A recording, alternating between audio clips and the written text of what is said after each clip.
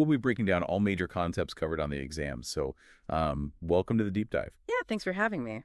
Before we jump in, a quick reminder that this is for medical education only, not medical advice. Clinical decisions should always involve a qualified healthcare provider. Right, absolutely. We are your MCCQE reviewers, and our mission today is really to help you, the listener, feel more comfortable and confident with the whole exam review process. Because it can be a lot. I mean, usually when you study medical diagnoses, there's this expectation of like mechanical precision. Yeah, exactly. Like you break a bone, the x-ray shows a jagged line, and you cast it. Pretty straightforward. But stepping into section S01, the cardiovascular medicine stuff, it means entering a landscape that's far more complex. You're dealing with invisible electrical currents and, shifting structural walls. It's intimidating. So today, we're approaching the patient with edema and arrhythmias, but we are heavily focusing on the most critical, highly tested arrhythmia of them all. Atrial fibrillation, or AFib. It is by far the most common cardiac arrhythmia globally. And it's the leading cardiac cause of stroke. Exactly. You are guaranteed to see this on your board exams, and honestly, you'll see it constantly in your actual clinical practice. So to master those board questions, we have to, avoid the trap of just memorizing treatment algorithms. Yeah. We need to ground this in a real scenario. I agree. It helps to visualize it. Right. So let's create a patient. We'll call him Arthur. He's an 80-year-old male. He has a history of hypertension and obstructive sleep apnea. Classic presentation demographic right there. Yeah. So Arthur comes into the ER complaining of palpitations, dizziness, and severe diaphoresis, just really heavy sweating. Okay, and what's his heart rate? His pulse is 135 beats per minute, and it feels irregularly irregular. Yeah. So before we even treat Arthur, we really need to understand the mechanism driving that pulse. Well, at its core, AFib is a tachyarrhythmia. It's driven by completely chaotic electrical activity in the atria.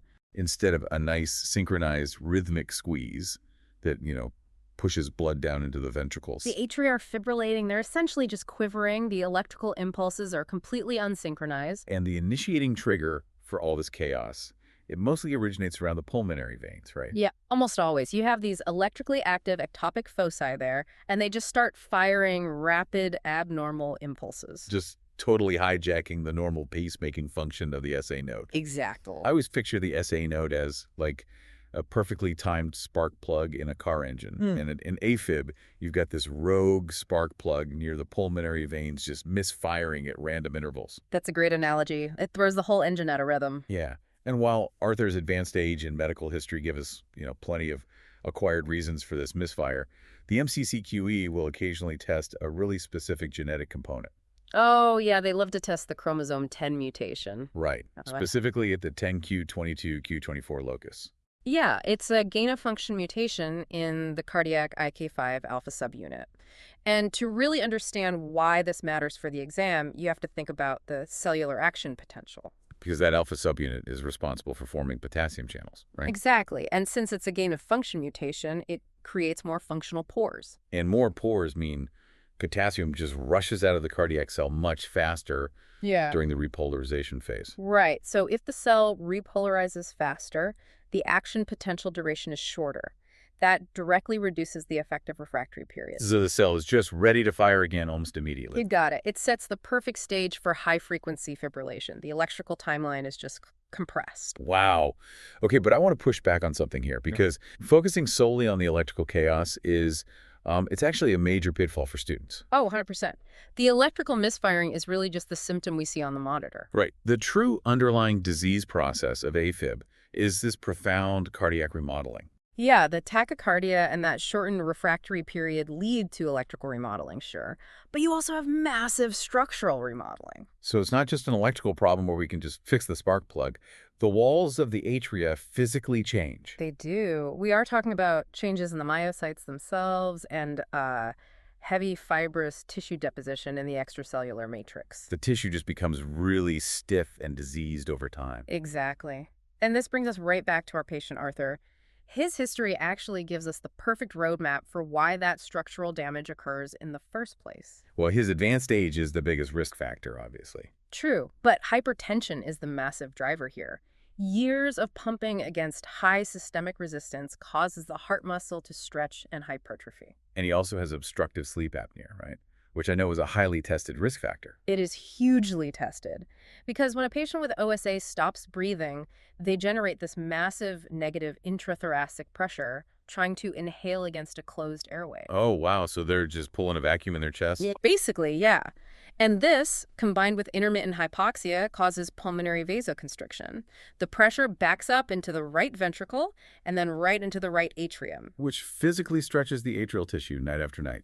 Exactly. And that chronic stretch triggers the exact fibrotic remodeling we were just talking about. That makes so much sense. Are there other structural stressors they should watch out for on the exam? Oh, definitely. Things like obesity, hypoventilation syndrome, heavy alcohol consumption, hyperlipidemia, and rheumatic heart disease. Got it. And since this structural damage is cumulative, it really builds up. I mean, the general worldwide prevalence of AFib is around 1%, right? Yeah, about 1%. But in populations over 75, like our guy Arthur, it jumps to 9%. That's a huge jump. It is. By age 80, the lifetime risk is 22%. And it's slightly more common in males. It's just a massive growing issue. I read the number of cases is expected to double or triple by 2050. I wouldn't doubt it at all.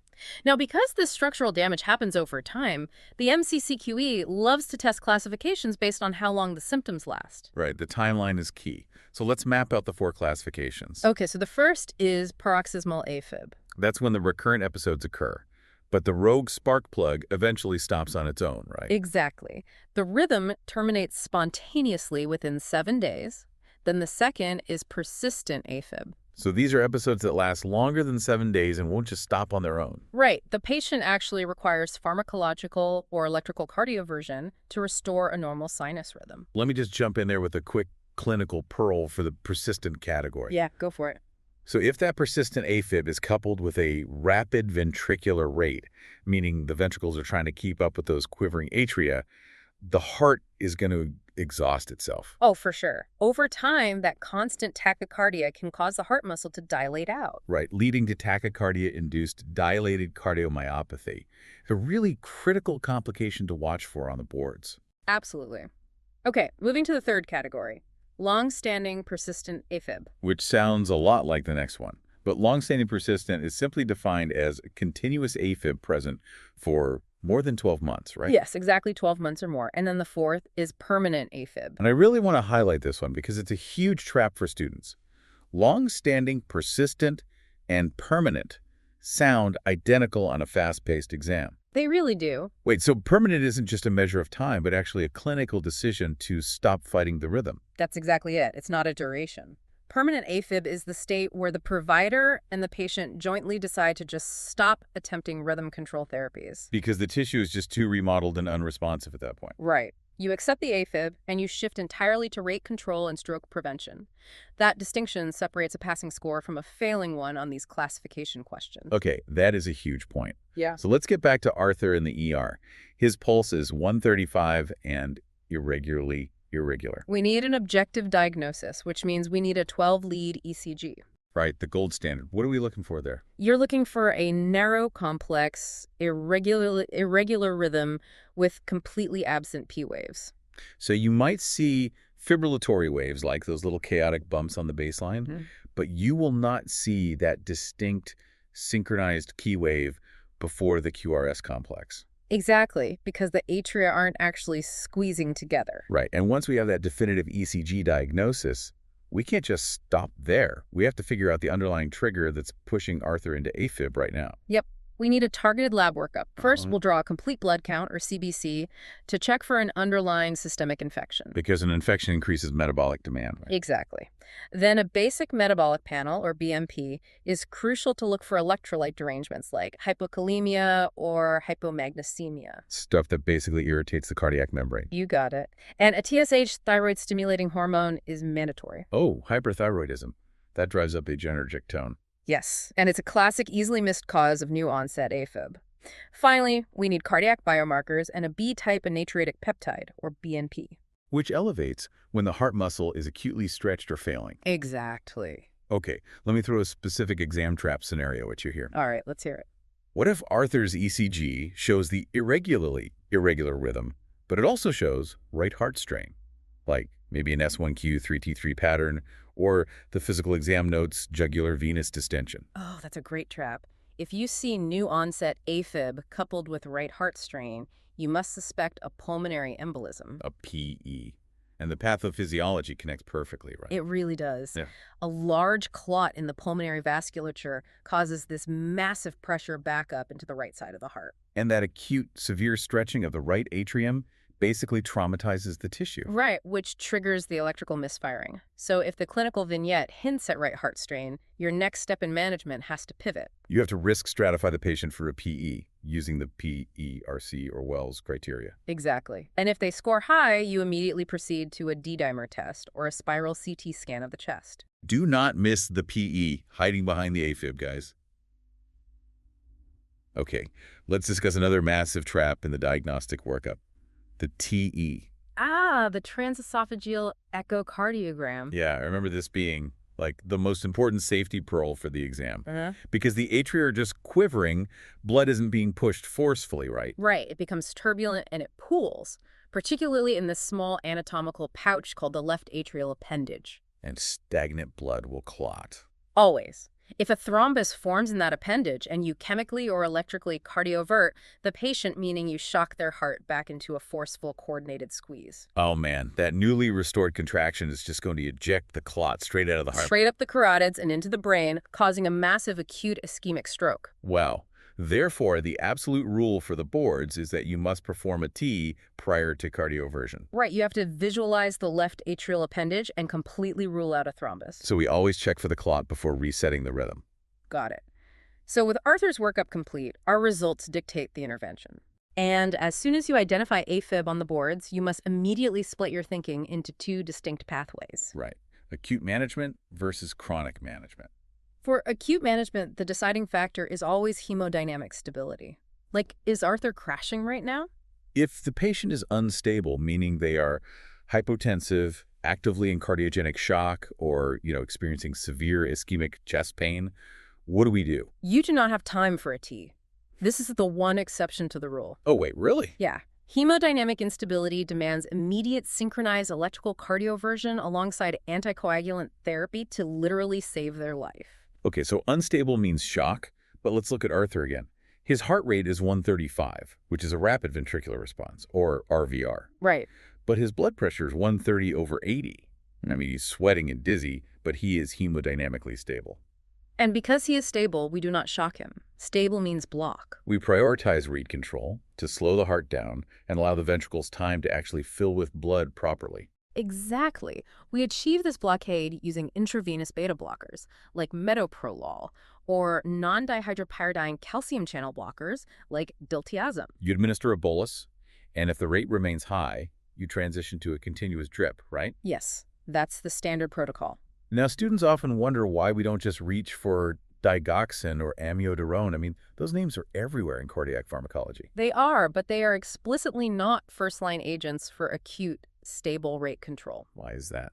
Well, digoxin works by enhancing vagal tone to slow AV node conduction, but its onset of action is incredibly slow. And it has a notoriously narrow therapeutic index, right? Exactly, meaning toxicity is highly likely, and amiodarone is even more problematic in this acute setting. Right, because it's primarily a rhythm control agent. Yeah, it works by blocking potassium channels to prolong the action potential, but it has a massive side effect profile. Like, it contains a huge iodide load that can trigger severe thyroid toxicity. And it's highly lipid soluble, which can lead to pulmonary fibrosis over time. So if amiodarone is going to be used, cardiology needs to be directly involved. Absolutely. Stick to your beta blockers or calcium channel blockers for Arthur. Okay, so Arthur's rate is controlled. He's stable. Now we enter the second pathway, chronic management. Right. The structural damage is already done, so our entire focus shifts to risk stratification. We have to assess Arthur's long-term stroke risk, and we use the CHA2DS2-VASCO score for that. Let's break down that acronym because you definitely have to calculate it on the test. Okay, so it evaluates congestive heart failure, hypertension, age 75 or older, diabetes, prior stroke or TIA, vascular disease, age 65 to 74, and sex category. Okay, let's calculate Arthur's score. He has hypertension, so that's 1 point. Yep. He is 80 years old, which falls into the age 75 or older category, earning him 2 points. Right, and assuming male sex category is 0 points. So Arthur's total score is a 3. For the exam, what does that mean? Well, a score of 0 means low risk, no anticoagulation. A score of 1 means consider an oral anticoagulant or an antiplatelet. Yeah. A score of 2 or greater, like Arthur's 3, strictly indicates long-term oral anticoagulation. Exactly.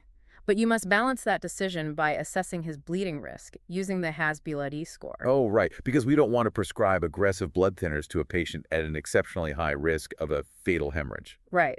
HAS-BLA looks at hypertension, abnormal renal or liver function, stroke history, bleeding history, labile INRs, elderly age, and drugs or alcohol use. It is a very delicate clinical balance. Which brings up the ultimate debate in chronic AFib management, I think. Rate control versus rhythm control. Oh, yes, the classic debate. I always use the analogy of a kitchen fire. Rate control is just putting out the fire, keeping the heart rate manageable so the patient doesn't crash, but leaving the house slightly charred. That's a good way to look at it. While rhythm control is trying to rebuild the whole house using heavy antiarrhythmic drugs or catheter ablation to force the heart back into a normal sinus rhythm forever.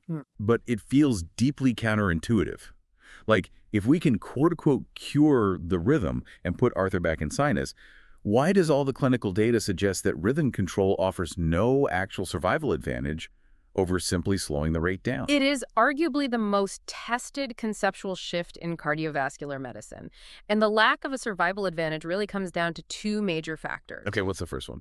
First, the antiarrhythmic drugs required to maintain a normal sinus rhythm, like amiodarone or flecainide, are highly toxic over the long term. Right, like we were just saying. Their side effects can actually induce other far more fatal ventricular arrhythmias. Ah, okay.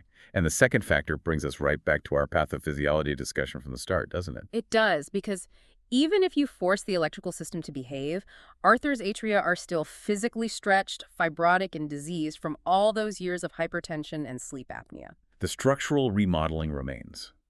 The underlying pathology hasn't gone anywhere. Exactly. So aggressively controlling the rate to protect the ventricles from exhaustion, combined with strict anticoagulation to prevent strokes. That yields the exact same long-term survival rates as trying to force rhythm control. Yes.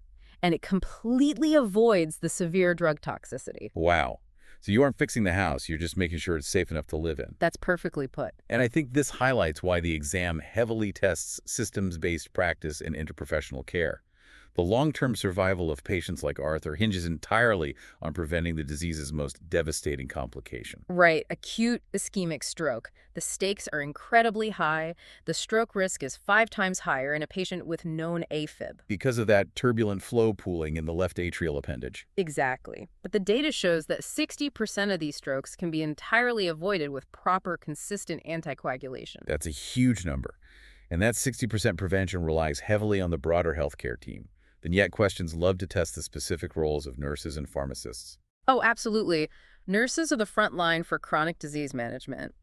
If a patient is on a traditional anticoagulant like warfarin, nurses monitor the INR. The International Normalized Ratio. Right, ensuring it stays within the strict therapeutic window, which is typically between 2.0 and 3.0. And they also provide the crucial education on recognizing early stroke symptoms, like facial drooping or unilateral weakness. The pharmacist's role is equally critical, especially given the complexities we just discussed regarding drug toxicity. Yeah, when a patient is on potent rate-controlling agents and potential antiarrhythmics and aggressive anticoagulants, the risk of severe drug interactions is immense. It is. Pharmacists ensure the dosing is therapeutic rather than lethal. They also manage the broader medication profile, which actually ties into a fascinating mechanism regarding ARBs and statins.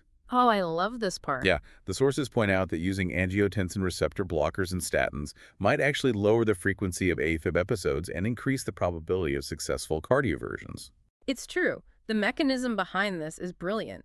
It all connects back to calming the physical environment to calm the electrical system. Okay, break that down for me. Well, statins possess powerful pleiotropic effects, meaning they reduce systemic inflammation far beyond just lowering cholesterol. Right, and ARBs block the renin-angiotensin-aldosterone system. Exactly, which reduces hemodynamic stress on the atrial walls and directly inhibits the neurohormonal pathways that drive fibrosis.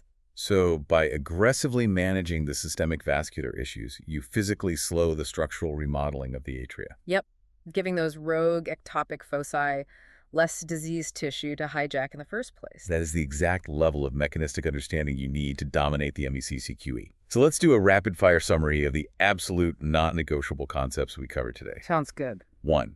The definitive ECG diagnosis is a narrow, complex, irregular rhythm without P waves. Yep. 2. If the patient is unstable, it means shock immediate synchronized cardioversion. 3. If they are stable, it means block rate control with beta blockers or calcium channel blockers. 4.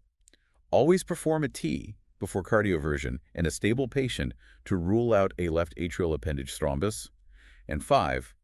Calculate the CHA2DS2 Vesco score to determine the strict need for chronic anticoagulation. As we conclude this deep dive, I'd like you all to consider a final, forward-looking thought. The epidemiological data shows that AFib cases will double, potentially triple, by the year 2050.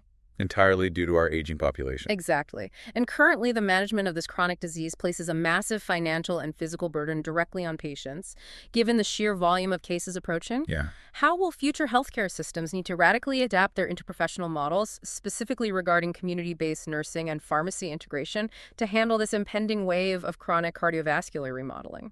That is such a critical systems-level challenge. And as future physicians, you will be on the front lines figuring it out. Thank you for joining us today, everyone. Remember to look past the electrical monitor and visualize the underlying structural damage in your patients. Best of luck on your MCCQE preparation.